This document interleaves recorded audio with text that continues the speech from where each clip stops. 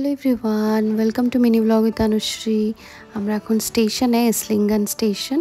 আমরা যাচ্ছি অন্য একটা ডিস্ট্রিক্টে, বাট মার্গেনটাইম, আমাদের ফ্রেন্ডের বাড়িতে। আর আমরা ট্রেনে উঠে পড়েছি। আমাদের যে ফ্রেন্ডের বাড়ি যাচ্ছি, ওরা আমাদের অ্যাকচুয়ালি ব্যাঙ্গালোরের ফ্রেন্ড, অনেক দিনের বন্ধুত্ব, কিন্তু ওরা এখানটাই সেটেল 3 বছর হলো। আর আমাদের একটা কানেক্টিং ট্রেন ছিল, সেই ট্রেনটা ক্যান্সেল হয়ে যাওয়ায় এই বাসটা আমাদেরকে দিয়েছিল। তো বাসে করে আমরা পৌঁছে গেছি একটা জায়গা, সেই জায়গাতে আমাদের ফ্রেন্ড আমাদেরকে নিতে আসবে।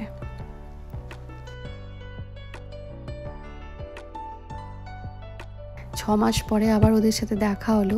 শীতকালে যখন আমরা এসেছিলাম, ওরা এসেছিল আমাদের সাথে মিট করতে এসলিঙ্গানে। তারপরেই কথা হয়েছিল এরপরে এলে কিন্তু ওদের বাড়িতে যেতেই হবে। তো ওদের বাড়িতে আমরা অলরেডি পৌঁছে গেছি। দেখুন কি সুইটভাবে লেখা না, ওয়েলকাম আনু সুইট ফ্যামিলি। ও ব্রেকফাস্টে স্যান্ডউইচ বানিয়েছিল, দুপুরে রাইস, ডাল, পটল কোরমা আর বাটার চিকেন বানিয়েছিল। আমার ছেলে এসেই ঝটপট খেতে বসে পড়েছিল। প্রচণ্ড খিদে পেয়ে গেছিলো যেহেতু আমরা একটু লেটে পৌঁছাই। আর কিছু ফ্রুটসও খেয়েছিল, স্ট্রবেরি। এইটা ওদের সুইট কিউট কিচেন। আর খাওয়া দাওয়ার পরেই ও আবার ডেজার্ট বানিয়েছিল, রসমালাই। আমার ফ্রেন্ড প্রচণ্ড ভালো রান্না করতে পারে। ওরা উড়িয়া, বাঙালি নয়, যাই হোক, বাট আমরা দুটোই বুঝি, Odia and Bangali same to same প্রায়। এটা ওদের সুইট বাড়ি।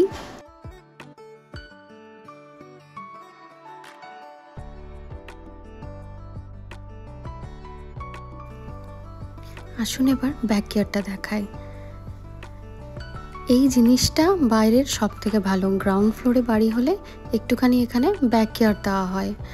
ব্যাকইয়ার্ডটা ছোট্ট বটে, বাট দারুণ সুন্দর। ওদের দুজনের জন্যে এটা তো বেস্ট জায়গা। অনেক কিছু লাগিয়েছেও দেখছি আমার ফ্রেন্ড। আর এখানটায় আমরা আজকে সন্ধেবেলা গ্রিল করব। যদিও এখানে সন্ধে হয়ে গেছে, কিন্তু ডে লাইটের জন্য এখনও বোঝা যাচ্ছে না। ও টমেটো গাছ লাগিয়েছে। আর এই যে বড় বড় গাছগুলো, এগুলো নাকি ওনারের গাছ। সানফ্লাওয়ারের গাছ, ফুলের গাছ।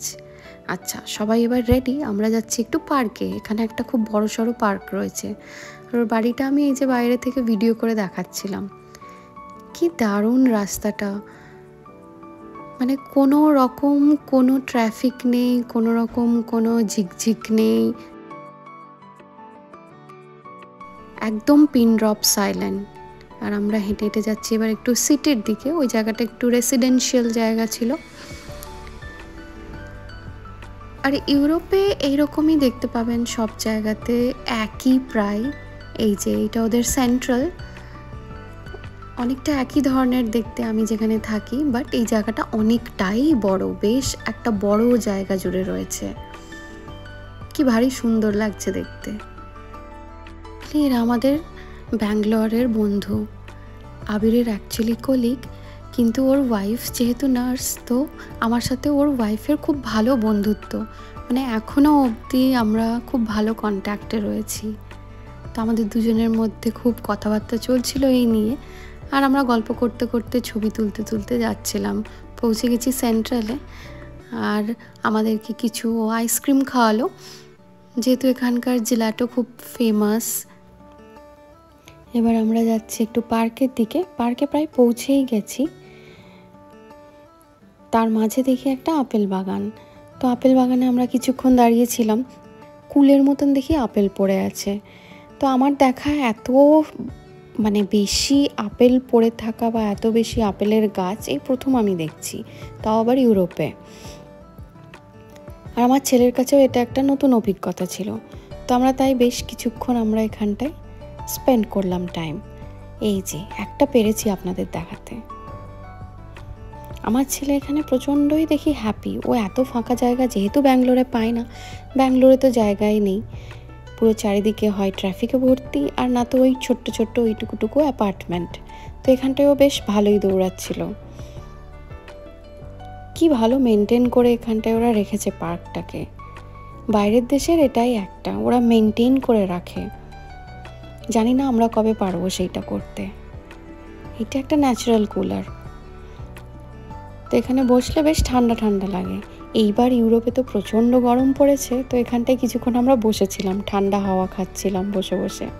আর এই যে জায়গাটা, এই জায়গাতেই, এই ক্যাম্পাসেই আমার ফ্রেন্ড জব করে। মানে এখানে একটা রিহ্যাবিলিটেশন সেন্টার রয়েছে, তো ওখানকার রিহ্যাবিলিটেশন সেন্টারের ও নার্স।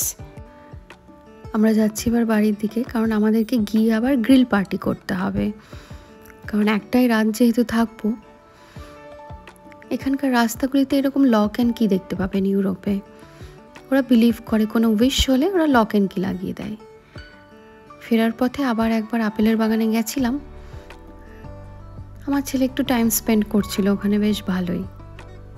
আস্তে আস্তে আমরা যাচ্ছি এবার বাড়ির দিকে, অনেকটাই রাত্রি হয়ে গেছে। তো যেটা বলছিলাম আপনাদের, আমাদের একটা ব্যাঙ্গালোরে ফ্রেন্ডসদের গ্রুপ আছে, তো ওই গ্রুপের মধ্যে এরাই সব থেকে আগে জার্মানিতে শিফট করে যায়। আমাদের মতনই এরা আসা যাওয়া করতো, তারপরে ওরা শিফট করে যায়। বাড়ি পৌঁছে গেছি, এবার চলবে গ্রিল পার্টির প্রিপারেশন। অলরেডি আগুন ধরিয়ে দেওয়া হয়েছে। আর অনেক দিন পর এরকম পুরনো বন্ধুদের সাথে দেখা হলে তো বেশ ভালোই লাগে। লাস্ট টাইম ওরা যখন এসেছিল বেশিক্ষণ আমরা টাইম দিতে পারিনি, তাড়াতাড়ি ওদেরকে যেতে হয়েছিল, কারণ ওরা এই জায়গাতেই তখন শিফট করছিল, ওদের শিফটিং টাইম চলছিল। তো এইবার ভেবেছিলাম ওদের বাড়িতে গিয়ে একটা বেশ রাত আর 2 দিন কাটাবো। তো অনেকটাই প্রিপারেশন রেডি হয়ে গেছে, এদিকে গ্রিল করতেও বসিয়ে দিয়েছে চিকেন। আর আমি ছেলেকে ঘুম পাড়িয়ে দিয়েছিলাম, ও এতটাই দৌড়েছিল, প্রচণ্ডই ক্লান্ত হয়ে ও ঘুমিয়ে পড়েছে। আমাদের অলরেডি খাওয়া দাওয়া স্টার্ট হয়ে গেছিলো, এগুলো কিছু সবজিপাতিও গ্রিল করতে বসিয়েছিল। তো খুব সুন্দর একটা পুরো দিন আর রাত্রি কাটালাম ওদের বাড়িতে পুরনো ফ্রেন্ডসদের সাথে, সেই ব্যাঙ্গালোরে যেরকম গ্রুপের মধ্যে আমরা কাটাই। তো যাই হোক, অন্যরকম এক্সপিরিয়েন্স, অন্যরকম ভালো লাগা। আবার পরে দেখা হবে অন্য একটা ব্লগ নিয়ে। টাটা।